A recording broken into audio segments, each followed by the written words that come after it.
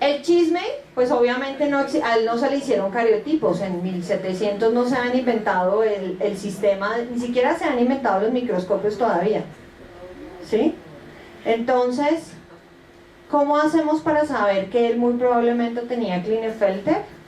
Porque presenta algunas de las características que las personas que tienen ese síndrome muestran, ¿listo?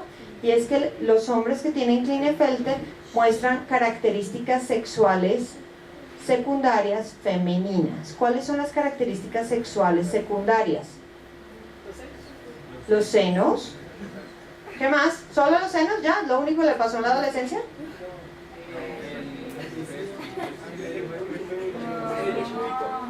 El vello púbico es diferente la forma como crecen los hombres que las mujeres. En las mujeres crece en triángulo, en los hombres crece en rectángulo. Nunca he hecho el análisis, ¿cierto? Bueno.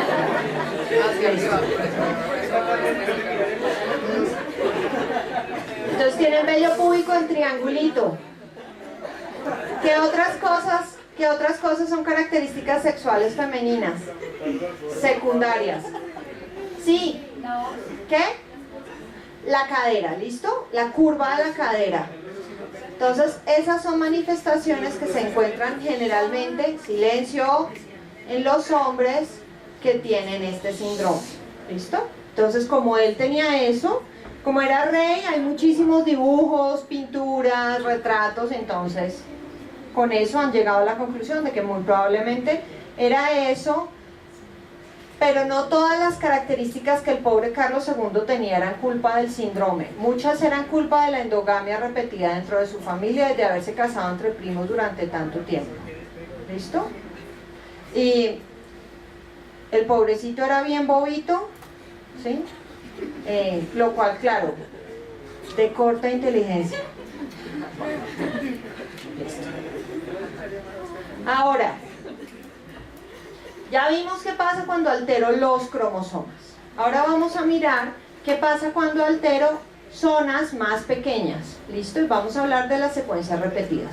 Entonces, nosotros ya hablamos en algún momento de los BNTRs, también llamados microsatélites, también llamados STRs, que son las repeticiones en tándem. ¿Sí? Haga un esfuerzo, traiga esa información a su cerebro. ¿Listo?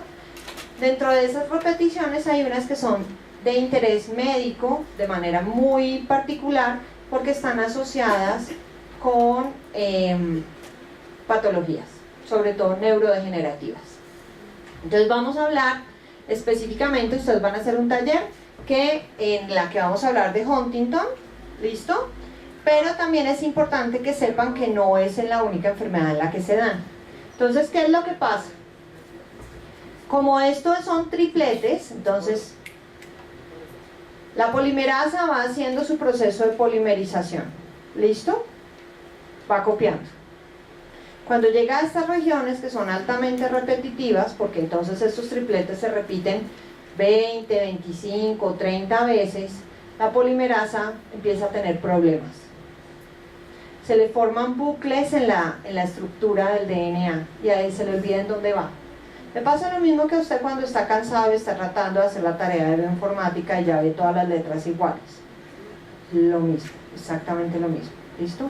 Entonces la pobre polimerasa va ahí copiando y de repente dice, ay, ¿dónde iba? Entonces dice, yo iba en esta T, listo, o en esta T. ¿Qué puede pasar ahí? Que si fuera ahí o que no fuera ahí. Entonces puede haber cambio en el número de repeticiones. Se me van a aumentar los tripletes. ¿Qué quiere decir que se aumenta el triplete? Que es, voy a tener en vez de 30 copias, 31 copias de CGG o 35 copias de CGG, o voy a tener 25 copias en vez de 30 de CGG. ¿Listo? Esas modificaciones pueden estar en las regiones exónicas. ¿Y qué pasa si están en las regiones exónicas? Y son un triplete. Codones, ¿listo? Codones adicionales, lo cual quiere decir que se me va a alterar las proteínas. Voy a tener más aminoácidos o menos aminoácidos, porque son tripletes codificantes, ¿listo? Pero también pueden estar en los intrones y también afectan. ¿Por qué podrían afectar si están dentro del intrón y se supone que el intrón es no codificante? ¿Por qué? Porque puedo generar puntos aberrantes de splicing. O pierdo puntos o aparecen puntos que van a ser reconocidos de manera anómala. ¿Listo? Entonces, en las secuencias codificantes está la enfermedad de Huntington o Corea de Huntington. ¿Listo? Y en las no codificantes, o sea que sean dentro de los intrones, tenemos otros como la ataxia de Friedrich. ¿Listo? Bueno. Entonces acá tenemos, la electroforesis que ustedes van a ver en su taller. ¿Listo? Y ahí lo que me están mostrando es el número de repeticiones CAG que hay en un número de individuos, en ciertos individuos de una familia. ¿Listo? Por aquí, más o menos, están 30 repeticiones. ¿Listo? De ahí para arriba hay más. ¿Listo? Acá dice que va de 38 a 100. O sea que acá en este de 100, ¿qué le pasó a la polimerasa? Se equivocó muchísimas veces, ¿cierto? ¿Sí? Bueno. Listo. Ahora vamos a hablar, como eso es el taller, no me voy a detener. Vamos a hablar ahora de las mutaciones puntuales. Estas ya las vimos cuando hablamos de la traducción y ustedes hicieron ejercicios con esto. Vimos que el efecto que podían tener las inserciones y las deleciones. ¿Cuál era el problema de las inserciones y las deleciones? ¿Qué pasa si yo quito un nucleótido? Que de ahí en adelante todo se corre. Y si pongo un nucleótido, de ahí en adelante todo se corre, ¿cierto? ¿Y qué pasa cuando yo cambio los nucleótidos? Entonces dependía de qué. Dependía de la posición en el codón en la que se cambiara, ¿cierto? Si cambiaba la tercera posición, entonces de pronto no pasaba nada, era una mutación sinónima. ¿Qué quería decir sinónima? Que producía el mismo aminoácido, ¿cierto?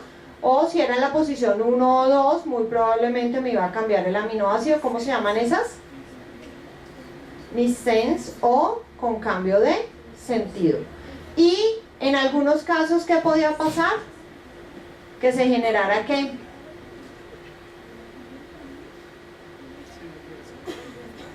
Un codón de parada.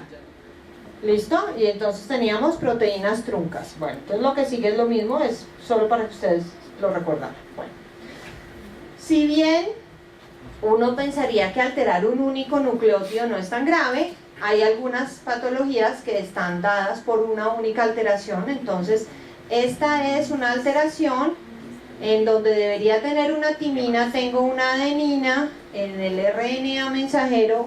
Entonces donde debería tener una adenina tengo un uracilo, y en vez de, ¿qué es esto?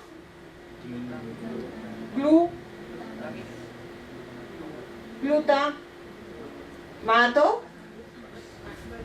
y valina. ¿Listo? ¿Son iguales? No, glutamina tiene N, es GLN. ¿Listo? ¿Son iguales el glutamato y la valina? ¿No? ¿Son muy diferentes? ¿No? ¿No son tan diferentes? Pues yo creo que sí, porque si cambia uno. Bueno, acá están haciendo un análisis por otra ruta. Si no fueran tan diferentes no tendría tanto efecto sobre la proteína. De hecho son muy diferentes, ¿listo? Entonces, la hemoglobina está hecha por 4 cadenas, 2 alfa y 2 beta. En el caso de la anemia falciforme se está dando una mutación, silencio, en la cadena beta. ¿Listo? Y eso hace que la estructura de la proteína cambie. Y ese cambio en la estructura de la proteína tiene múltiples efectos, uno de los cuales es que cambia la estructura tridimensional de la célula. Y eso genera, no solamente hay problemas en el acarreamiento de oxígeno, ustedes saben que el oxígeno se acarrea en el huequito, ¿sí?, sino también que esos glóbulos en forma de hoz no son flexibles, entonces pueden taponar los vasos pequeños. Bueno.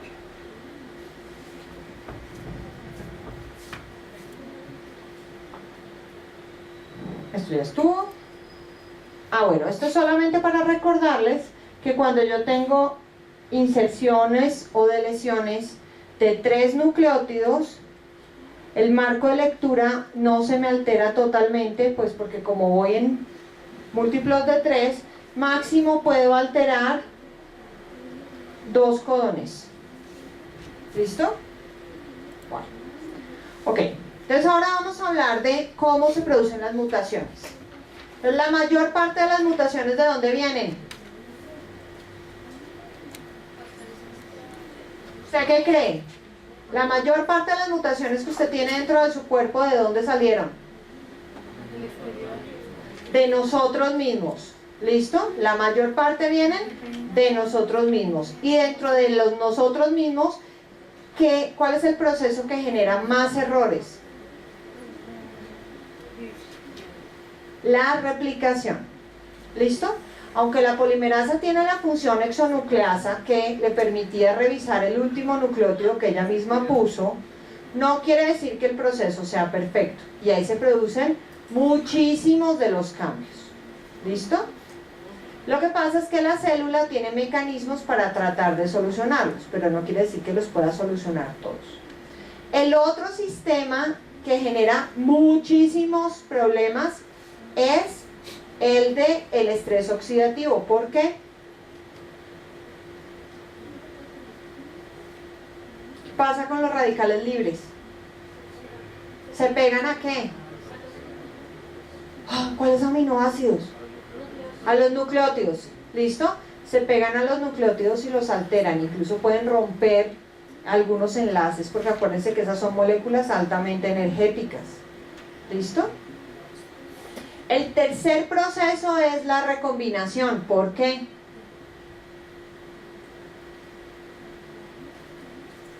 ¿Se acuerdan que era la recombinación? Sí, cuando los cromosomas compartían información. ¿Por qué eso me puede generar problemas?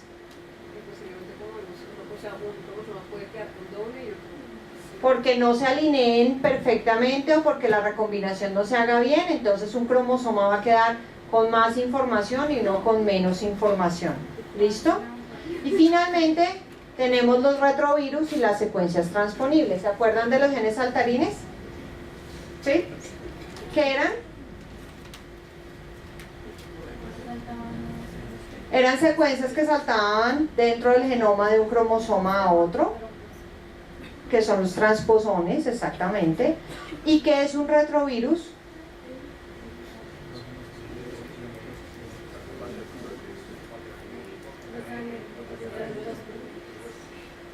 Es un virus que tiene la capacidad de insertarse en el genoma de la célula huésped. La mayor parte de los virus se quedan en el citoplasma porque lo que les interesa son los ribosomas y ahí están. ¿Listo? Pero hay algunos que se especializan en entrar al núcleo y meterse en medio del genoma. ¿Y eso por qué podría ser un problema?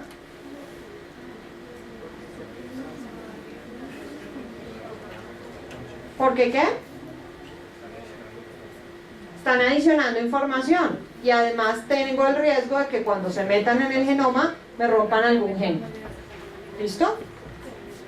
Desde el punto de vista exógeno, pues entonces yo voy a tener factores físicos o químicos. Desde el punto de vista físico, los factores más importantes son las radiaciones. Tenemos dos tipos de radiaciones. Radiaciones ionizantes y radiaciones no ionizantes. Las radiaciones ionizantes, que son los rayos X, gamma y rayos cósmicos, tienen la capacidad de romper enlaces covalentes. O sea que si yo pongo mi DNA y lo expongo a rayos X, ¿qué le pasa? Se rompe. ¿Listo? Las radiaciones no ionizantes son las ultravioleta. En el caso de la radiación ultravioleta, lo que va a pasar es que las pirimidinas que estén cerca, que generalmente son las timinas, entonces van a hacer enlaces covalentes entre ellas, una con la otra, y entonces no se van a poder aparear con la adenina. ¿Listo? El otro caso es con agentes químicos. La mayor parte de los químicos que dañan el ADN es porque se meten en medio de la doble hebra. Al meterse en medio de la doble hebra, generan distorsión de la hebra y entonces no se puede enrollar adecuadamente alrededor de las histonas. Y se van a generar puntos que sean fáciles de romper. Si la maquinaria trata de copiar, no va a poder copiar porque hay algo ahí enmascarando esos nucleótidos y se van a empezar a generar problemas. Entonces vamos a mirar cómo hace la célula para solucionar el problema de los dímeros de timina. Entonces ahí están. Entonces yo me puse al sol como un pollo, ¿sí? Por un lado y por el otro. Muchos rayos ultravioleta llegaron y en mis células se empezaron a hacer estas uniones. ¿Listo? Entonces, ¿qué es lo que hace la célula?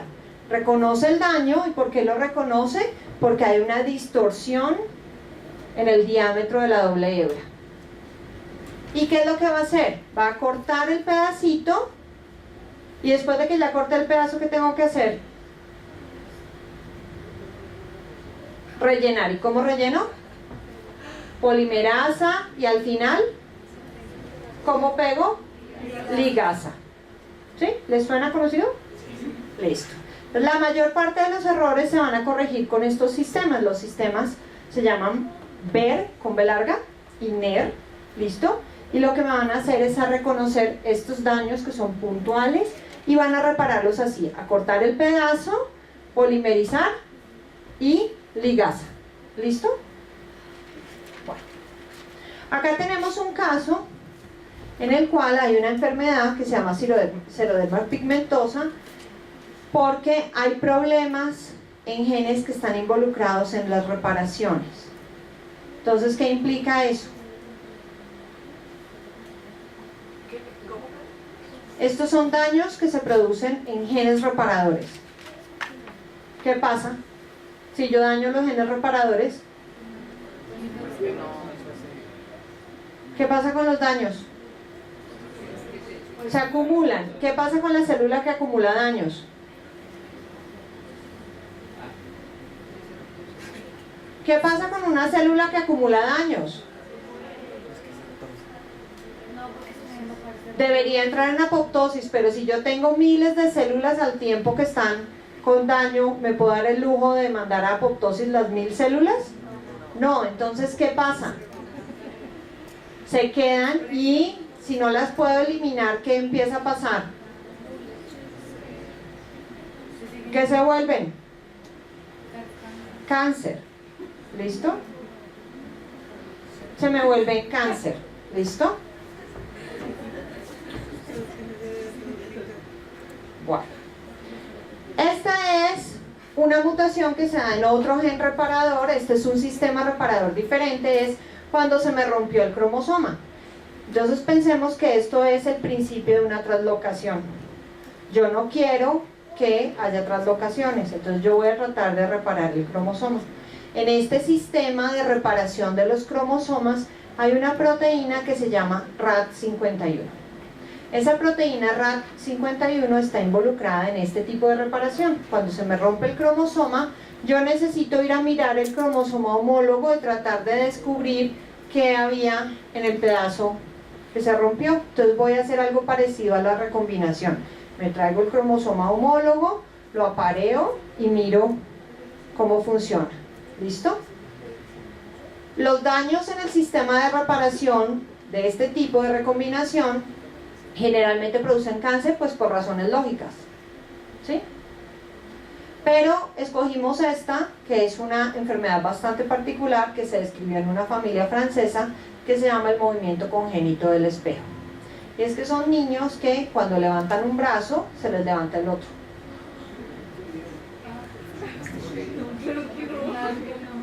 ¿Sí? Imagínese comer.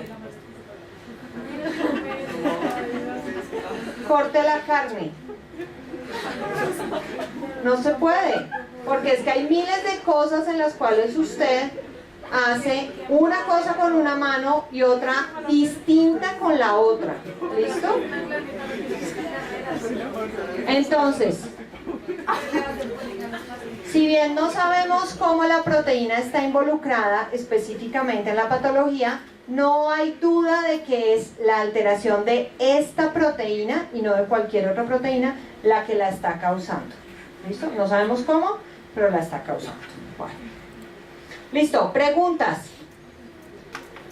Entonces repasemos. ¿Da lo mismo una mutación somática que una mutación en línea germinal? No. Listo. ¿Da lo mismo perder un cromosoma, una parte de un cromosoma o toda una copia del genoma? No. ¿Qué es más grave? ¿Todo qué? Toda la copia, ¿sí? Cuando yo tengo inversiones, ¿qué le pasa a la célula que sufrió la inversión? Nada. Y a las células que se derivan de esa pueden tener problemas, ¿cierto? En pérdida de información.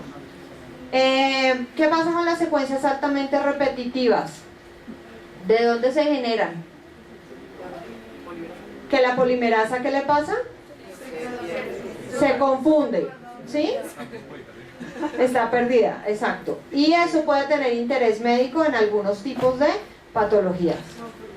Cuando hay mutaciones puntuales, ¿todas las mutaciones puntuales son igual de graves?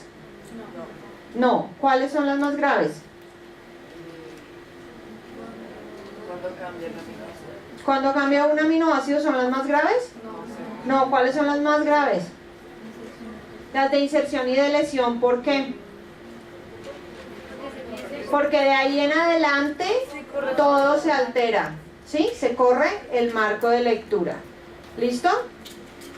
Sobre los sistemas de reparación. Entonces la célula, ¿qué va a tratar de hacer? Quitar el problema, quitar el pedazo y volverlo a hacer. ¿Y cómo hace para saber cuál era el pedazo bueno y cuál era el pedazo malo? ¿Por qué? Alteraciones en el diámetro de la doble hebra, ¿sí?